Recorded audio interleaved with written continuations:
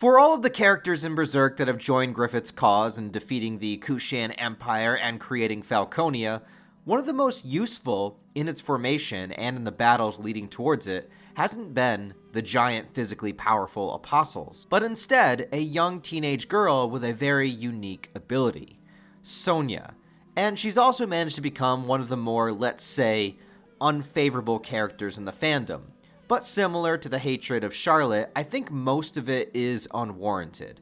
The characters within the story don't have the full context and understanding of the entire narrative like we, the audience, do. To wonder why a young girl would be infatuated and fall in love with Griffith to us is frustrating because we have seen Griffith at his lowest points and the things that he is willing to do in order to reclaim his dominance and find a way to ride towards his dream at the expense of others. But from the people in the story, they have no reason to assume the worst in a man that is actively saving them from war, starvation, slavery, and has shown a divine promise of being the Hawk of Light savior written about within their holy texts. Griffith is a strong, forthright, confident, and competent leader who also has compassion and understanding for his followers.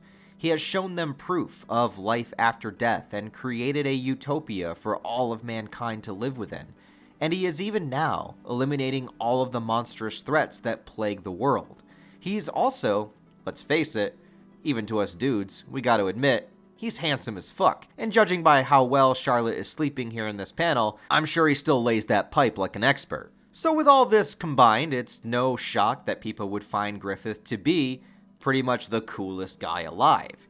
Sonia saw Griffith arrive with his army and save her from a dark fate with the Kushan. And not only that, but Sonia has a very special ability with her clairvoyance. She seems to be able to sense things before their arrival, be able to read a person very well, connect with them mentally, and even transport her thoughts and images into other people's minds. She's extremely sensitive to someone's ode or their life force, and basically has this connection to the astral world that is unprecedented in any character that hasn't specifically trained to use magic. But why specifically is this the case with Sonia? Well, we can only go with theories and headcanon, but mine has always been that Sonia is kind of like an anomaly caused by causality, a 0.0001% chance that any human being would just be born with natural ESP proclivities, but the fact that it just so happens to happen exactly when a god hand is incarnated on Earth and is making his way towards domination, well, that's a brilliant act of fate if I ever did see one. And the fact that it happens to be within a young, impressionable girl who would no doubt be absolutely captivated that this god hand is coming down to save her. And she of course would sense his power and his divine presence and do everything that she could to aid him within his journey. She would map out battlefield strategies by reading the minds of the opponent or the correct paths to go in order to form the best attack just within her mind. She would be able to transmit speeches to all of humanity at large and help them put more belief and acceptance into seeing these monstrous apostles fight on their side and truly believe in Griffith's cause. Sonia's love and devotion for Griffith makes it a foregone conclusion that she will aid him no matter what and obey any order that he gives her. But what if there was a chance perhaps even lower than the possibility of a human being gifted clairvoyance, that something could happen in order to shake her foundation, a butterfly effect of events that just slightly throws off the entire future. Now, spoilers for people who haven't caught up and read the most recent chapter of 372, Griffith is now arrived back in Falconia with Kaska in his arms. Now, not to go into the entire storyline of Berserk, but it is my belief that the Moonlight Boy's influence within Griffith makes him incapable of harming Kaska. I would imagine that Kaska is going to be kept in Falconia, but not as a traditional prisoner. She'll probably have some free reign within the territory. But there is a very specific panel in the last chapter dedicated to Sonia's reaction to seeing Kaska.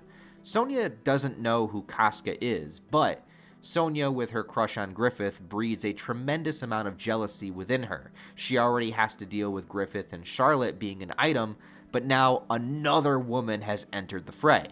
Well, this is going to make Sonia have to know who this girl is and why she is here, and why does Griffith want her or take this specific moment to bring her to Falconia. But the irony is, Kaska shouldn't even exist right now. Remember, she was branded for sacrifice in the eclipse, but was rescued with guts by the Skull Knight. So in reality, just like Griffith should not be fused with the demon child, Kaska and Sonia should have never had an opportunity to meet with one another, let alone be able to have a conversation. It's also interesting because within the new Band of the Hawk dynamic, Sonia kind of represents who Kaska used to be for Griffith. By his side, endlessly loyal, looks up to him as a hero, but at the end of the day, she's not his woman, and someone else is. Sonia and Kaska have a lot more in common than they realize, and if Sonia has the opportunity to communicate with her and learn the truth of Griffith's past, including perhaps with vivid imagery since Sonia has ESP-like abilities, it's one thing to hear about Griffith maybe doing some not-so-cool things in order to establish his role right now in the world, but if Sonia is able to get actual visuals of it and learn the truth about everything that Griffith did, could Sonia then possibly be swayed? Some would say it's very unlikely still, since she's on board with apostles and monsters and all of that, but this is under the notion that Griffith is what he says he is, the hero. Sonia has never seen his femto form, and neither has any other human, except for Kaska here. Added to that, Sonia has already established a friendship with Shirke, who is of course a member of Kaska's group. And Sonia also is supposedly the only other person besides Griffith that can navigate the moonbeams in the sky. So let's say if Kaska and Sonia did form some kind of bond, and Kaska is able to sway Sonia, she could theoretically reach out to Shirke and communicate the quickest way to travel through the beams to Falconia. Or she could even travel herself to go see Shirke. She could lead them there and then direct them to the best strategies possible, just like she once did for Griffith. Having Sonia on their side would be an immensely powerful asset that I don't think many people realize at this point. And it would also be the continued irony of Griffith's rape of Kaska that continues to be the cause of his own downfall.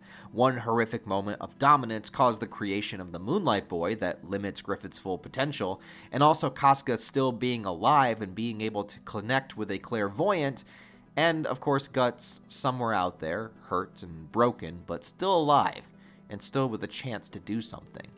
Maybe Sonia isn't powerful enough to harm Griffith in any way, but her abilities on Guts' team combined with the magic of Shirke and Farnese would be an absolutely formidable force. I think Sonia's place in the story is much more than just being a little annoying girl, and instead I think she might have way more significance to the downfall of Griffith than we ever thought was possible. But anyways, what do you guys think? Is Sonia even capable of betraying Griffith? Or do you think that she is going to be with him for the long haul, no matter what? And no matter what she sees or what she envisions or what Kaska tells her, she will never leave Griffith's side. What do you guys think? Let me know down below all of your thoughts and theories. Also, if you did enjoy the video, please like it and comment to help it in the algorithm. And if you guys want to, I do have a Patreon and channel memberships turned on if you're interested in helping support the video creation on that extra level. But besides that, guys, I hope you all have a wonderful rest of your day. Tell me what you think. I'll talk to you next time.